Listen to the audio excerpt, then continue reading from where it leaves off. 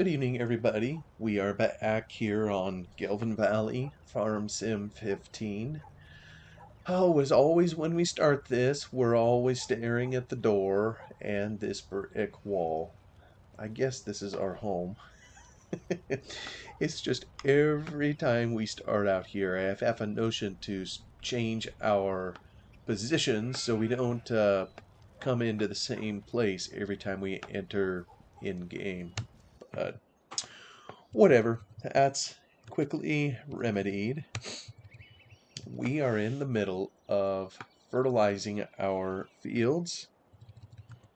Okay, I think I've cycled through everybody. Yeah, he'll have a little bit, do a little something. This is one of our larger fields. I think I'll maybe open up, yeah, GPS is tricky to use when all the fields are somewhat irregularly shaped. But I think this one is big enough, maybe, that it'll help us out. Yeah, that's maybe wide enough. Ah, and that doesn't look, that's overly wide. So maybe let me reconfigure. Um, you know, the key 3 is supposedly what brings it in.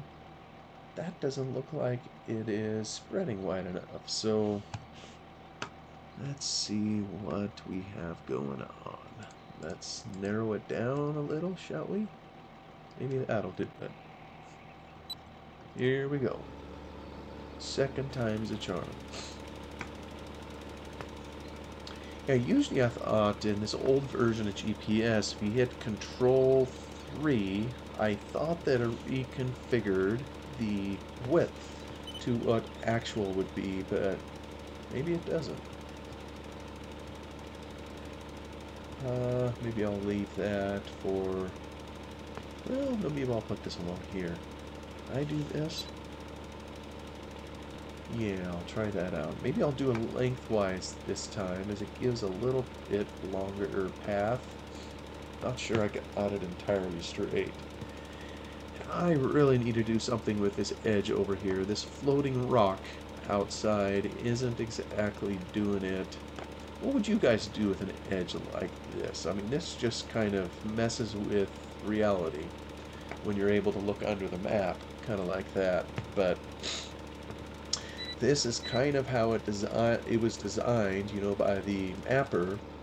And for the most part, you know, if you're on the other side of the field, it's still, you know, it kind of just looks like a really deep valley, kind of like we're up on a high mesa or something like that.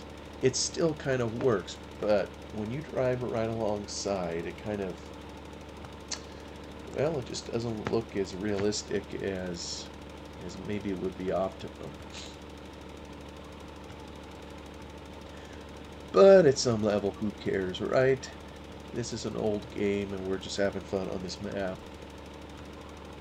I gotta say, guys, I'm pretty excited this evening. Well, actually it was today. I got the surprise of my life. I have 2 daughters, and one is married, the other one isn't. The one who is married, that's my second daughter. My wife and I had 2 girls, then we had 2 boys. And the oldest is still unmarried.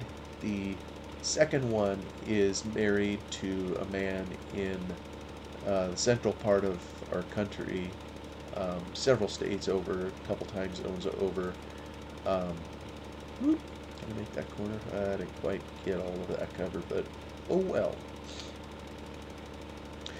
Well, she met this gentleman kind of through our church when they were kids, and you know, she lived here. We live in Oregon. He lived there, and I tell you what, through social media, with what these kids, you know, are able to do, well, a couple years ago, the 2 of them got. Now look at that. It's kicking it wider than... Now that is really strange. Because the first time, I think everybody saw it, it wasn't throwing... it wasn't throwing it quite wide enough. So why don't let me see if I can redo this. Alright, I did the 3. Here we go again. Wow, go figure. Look at that. Looks like I kind of calibrated my... I am going to ram these trees probably. Oh! Yep. That dog don't hunt. Maybe I'll just try to skirt along here and cover this. And come back out here. Somebody's got to fertilize the grass in this island, right? Man, I about hit every tree. Maybe it's the slope that leads to that gap kind of at the top. I wonder if that's what it's doing. I'll see if it goes clear. Oh, that's going to leave a strip in there. I do not like this. Does anybody know what's causing this? That's just kind of bizarre. It, down below, huh, well, let me get it back on here, and I'm gonna have to just, oh, blame it all on me hitting a tree. Oh well, this is, we're just having a good time here. Let me narrow this down. Is that gonna cut it? Maybe. Well, nope, now I'm off. Hardly. Alright, let me try it again. A little bit further. That still may not be enough.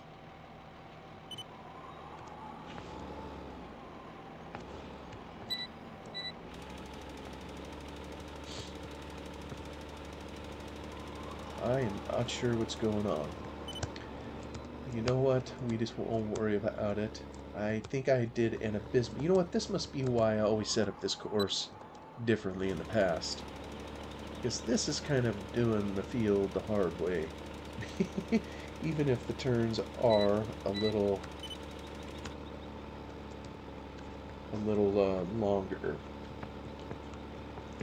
Anyway, before I got all distracted with what I'm doing in game here, like I was mentioning, I have 2 daughters, one married to a man in Kansas, and she met him through our church. She moved back there before she got married, although they were already kind of going out by then, because there was a school back there she wanted to attend for her career choice of being a vet tech. And so she's been away from home, let's see, is it 4 or 5 years now, something like that. She's been out of the home, and I think it was in the middle of the COVID stuff when the 2 of them got married. They got married out here and got through all that, but we just don't get to see them very often. And she was recently out here, oh, I think it was in the middle of June, and her husband came too for a couple days, and we had a family reunion. I may have mentioned it all then, I don't recall. But this coming weekend I have a cousin, and a cousin of my daughter's, of course, you know, through family, that's going to be getting married, and she was really close to her in her growing up years. And you know, I know at one point she had talked about whether she would come home for this particular wedding or just what she was going to do. And we basically figured, because I mean it's expensive to travel, and so you know, like everybody says, the U.S. is huge, and you know, by the time you travel, it can be costly. And they're like I say, they're just starting out their marriage. They got education bills they're paying, and that kind of thing. So we were assuming, I guess the long story short is you have to pick and choose when you're going to travel, you know, to make sure, because you just don't have that many times you can do it in a year. And we were assuming she wouldn't be here for this wedding. Well, I was at work today and got the surprise of my life. I was talking to another colleague in an office, and he all of a sudden looks past me, you know, like you can tell when people are looking at something behind you. And I turn around, and there's my baby girl in from, whoop, oh, and here I just ran out of fertilizer. My goodness, I'm having a horrible time staying on point with this video. Let me go get the sauce. So, fortunately, this time of year at work, I don't have as much going on as I do some other times. So it just caught me totally flat-footed. My oldest daughter was with her. She was in on it for the past couple months or whatever when my daughter got her plane tickets and said nothing to the family. And so I think all of us were videoed just to get our reactions. And, you know, I saw the one of my wife and one of my sons. Um, so it's kind of fun, that kind of thing. You know, I think I told someone today I will take those kinds of surprises all day long. You know, there's bad surprises, and I think we've all had those before. But, but you know, there's another side to this, and I don't know if anybody listening to this has, you know, close family that lives at a distance, and where the times that you get to see them are few and far between, or maybe not as often as you would like. I I'm kind of curious because I'd like to know what people think. Do you like being surprised by something like this, or would you rather know in advance? Like in my case here, what I think, and this is nothing against my daughter. I mean, I know she tried to make a surprise. That was her choice. But I'm kind of a fan of knowing in advance. And personally, I guess the way I feel about it is it gives you the opportunity for it seems to extend the enjoyment, if you will. At least it does for me. You know, when you have opportunity to know, okay, my daughter is coming in a month, it, I don't know. For me, I think about her more. I'm gonna see if I can do this in one go. Can I do it in one go? Yeah, I'm gonna try. I'm gonna try. Oh yeah, I can do that. Here we go. Versus if you see someone by surprise just show up, even though you're thrilled to see him and all that, you didn't get to have the month or however much time before where you could think about it a lot more times. Where you could even count down the days if you wanted. Just kind of one of those things. I don't know. I'm kind of curious what other people think. It's probably all over the board as to that kind of thing, but just something silly I thought about tonight as I was getting ready to do this particular video. I also had some other fighting to do. I'm going to have to talk to Atomic with the recording software used on this. I know some people that listen to this that are suffering through them. They also make their own videos, and I'm not sure what kind of recording software they use. But all my short cuts were working. So I still don't know what I did to get them to work again, but I think they're working. I hope I haven't been talking here for 15 minutes and nothing getting recorded, so I may need to check in with, like I say, Atomic and... why do I do this? Hit the wrong key. The bank, which is charging me exorbitant amounts of interest and is trying to put me in the poorhouse. As soon as I get done with fertilizing, I need to sell some things and get some bills paid. That's what I need to do.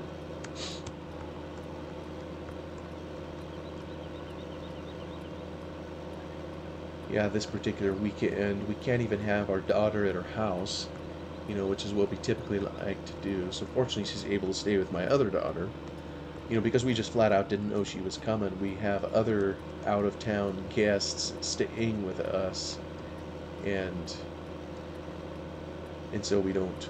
And it's a family, so even my own boys are having to give up their bedroom so some others can sleep in there. And by the way, these that's maybe a culture thing, maybe kind of through the church that I'm part of. Um, I guess it's common when we have guests over where we would put them up in our home and that kind of thing, if they're family. But in the church culture I was raised in, we did this a lot even with folks who aren't part of our family but were part of our church, even if we didn't really know who they were, coming from another state. And I know the times I've shared that with others, they find that kind of odd. I mean, I guess you never know who you're going to have in your house. It could be an axe murderer or something, but I don't know. That's just kind of something we've done. But the guests this particular weekend are family, I think, coming for the wedding or whatnot. So my wife is way more hospitable of a person than I am. That's something, I guess that's one of her gifts. I'm trying to work on that more as I get older, to try to be more willing to share kind of our home and the things that we have, just with others, and be a little more open that way. And I don't know that it isn't that I'm not necessarily willing to share. Maybe selfish is a wrong word, or maybe it is. I don't know.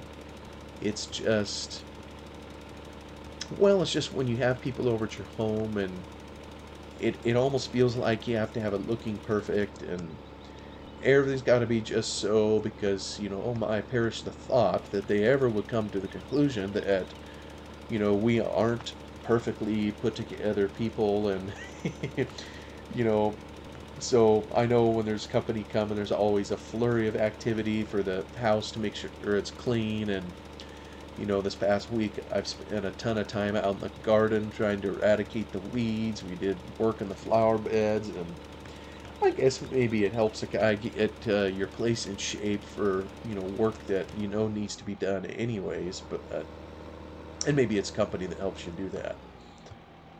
But and I think I've heard that before, that there is a type of person, that when they get invited over to someone's house, they will, oh, what's the word for it? I mean, they'll basically snoop.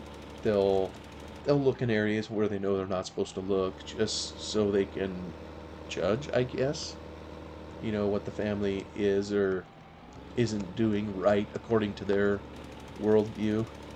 I just think that's kind of funny. I can't say that's something I've ever done, going to other people's houses. I mean, it would, and it maybe just because I'm a guy and men aren't famous for noticing stuff sometimes, but it would have to be a royal pig pen, I think, before I would notice and start wondering about some things. But anyway, whatever it is, we're having some out-of-state family members over. Hopefully it all goes okay. What's the old phrase? Fish and visitors stink after 3 days. We'll see. I don't think it will. I think we'll have a good time. It's only for a couple nights. But yeah, on the garden, which I just mentioned, we have always, pretty much always, every year had a garden. Both my wife and I, when we were growing up, we had gardens with our families. And, when you come from a large family like both of us did, I know my mom and her mom both, it was just, and I may have mentioned this previously, it was something they did every summer, putting food up for the family, canning and freezing, lots and lots of stuff.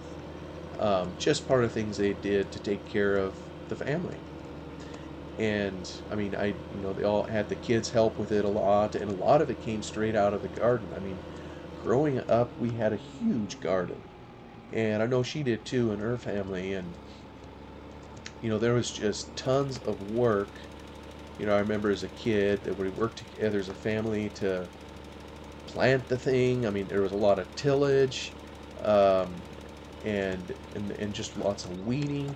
There was um, hauling it or harvesting it from time to time, and then as the harvest was over and there was nothing left but foliage, for example, like we'd have sweet corn and we would pick the cobs off, over time to eat them, leaving the stalks. And my dad had a herd of cattle, and over time we'd feed it out to them. And it was just kind of something we did summer after summer, and it just involved the whole family, and everybody took part in it. And so my wife and I, we kind of kept up the tradition. And in my opinion, I believe growing something is something every kid ought to see firsthand and do for themselves. I mean, it's kind of a running joke. You ask people, well, where does your food come from? Well, I get mine from the store. Well, I don't know. Maybe there's some people out there that are truly that ignorant. Um, but I doubt it. I think by and large people understand it must come from somewhere before the store gets it. If they truly believe the store is the source, I mean, wow. I mean, we got more problems than can be fixed, I think. But I think that's an experience every kid should have, of planting a seed and seeing what happens. What happens when you don't water it, if you don't take care of the weeds, all sorts of things, just with growing something and seeing what's needed, just the basics. I'm not even talking a whole garden. I think just the excitement of planting a seed and waiting to see it come up and getting to harvest it. I just think that that's something special every person ought to be able to do. And yeah, we did a lot of it in the garden at home. And but I don't know, this garden thing here, what I've noticed is my kids seem less inclined to want to assist in it, and I'm not sure why.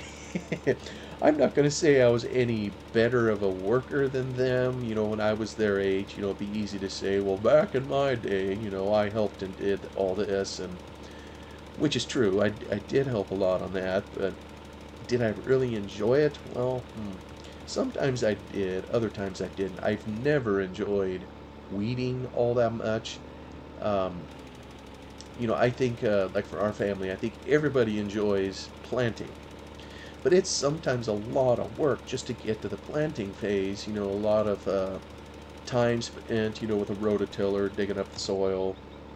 A lot of time putting in fertilizer and whatnot if we put some in, or some other type of soil amendment.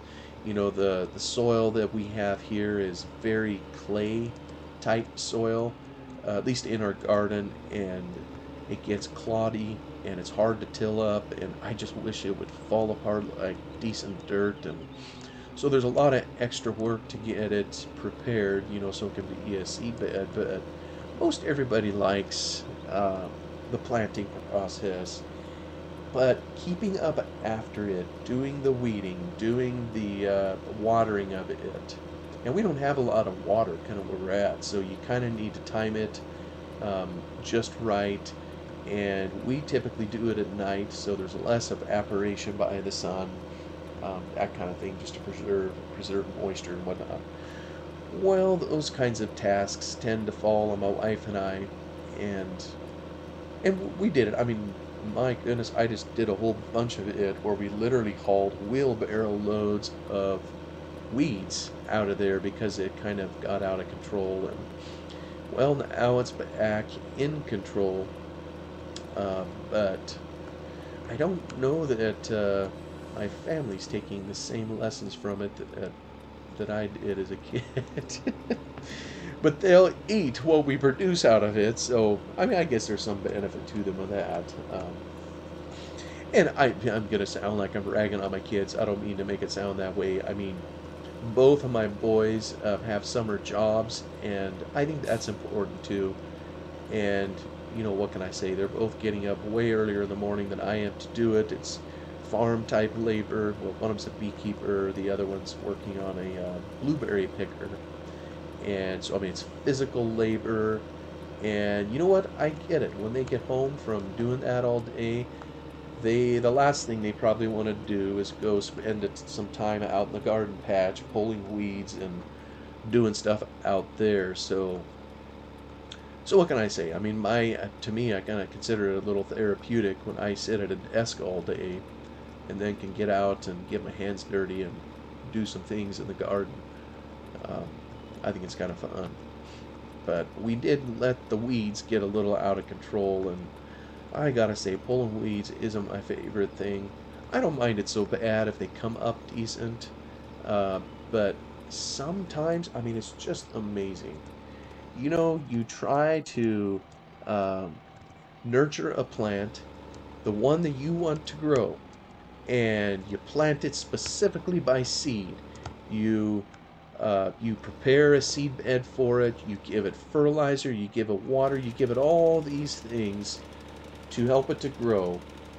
And then there's this weed stuff, you know, which you did not plant, but it shows up uninvited.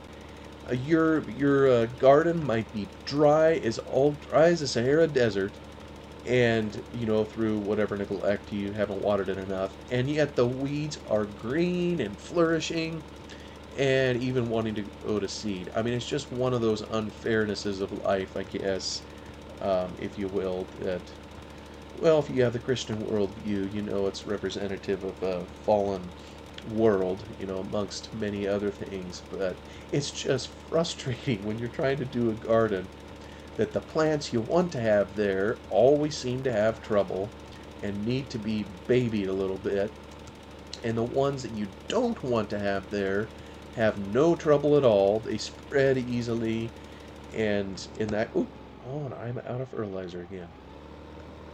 Just one of those vagaries of life that farmers have had to deal with for forever. Oh, I left this tractor on. That isn't helpful in preserving fuel. This guy's got a drive ahead of him now. He's got to go clear on the other side of the valley.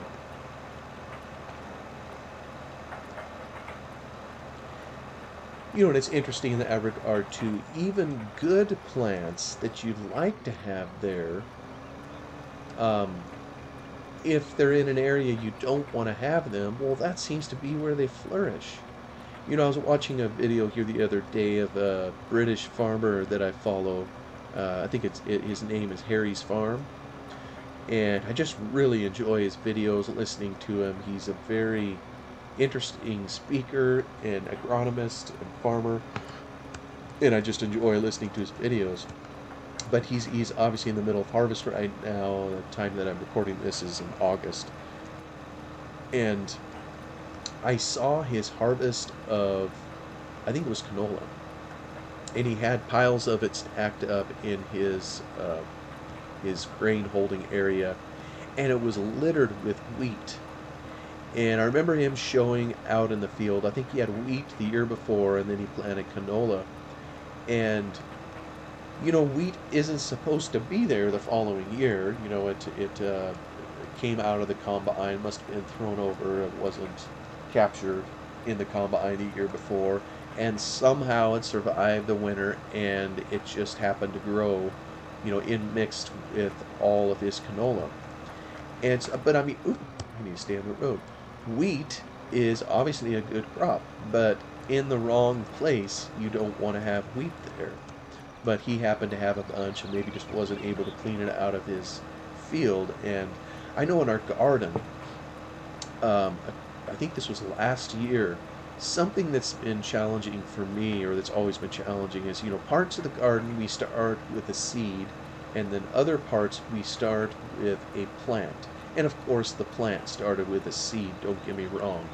But we didn't start it with a seed, someone else did, and then we just transplanted it into, you know, our garden. Well, one of the plants we've always done that with is tomatoes, and Sometimes, I mean, it can be a little bit of a stress on the plant to go from the pot or the little carton that it's in into the open garden. And sometimes you'll notice it won't flourish very well kind of at the beginning. It'll be stunted a little bit, and then it'll pick up, it'll perk back up and continue growing. Well, last year we didn't even have to plant any tomatoes. We weren't going to have a garden last year, based on our situation. I don't remember what all was going on. We made the choice not to have a garden. Well, guess what came up in the garden anyhow, in the dirt patch? It was tomatoes. I mean, I was just blown away. A lot of times we have trouble getting them started, and this particular year there was enough seeds that had come out from the tomatoes we had the year before. It grew, and I have no idea how. It somehow overwintered. None of those seeds rotted.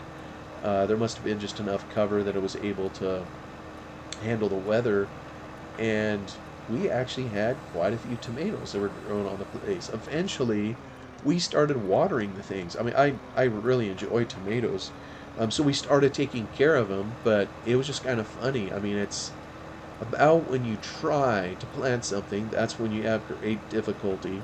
When it just happens on its own, it's like no problem at all. So go figure. I mean, that's kind of the nature of weeds. I would love to see it be hard for the weeds to grow, but it never seems to be that way,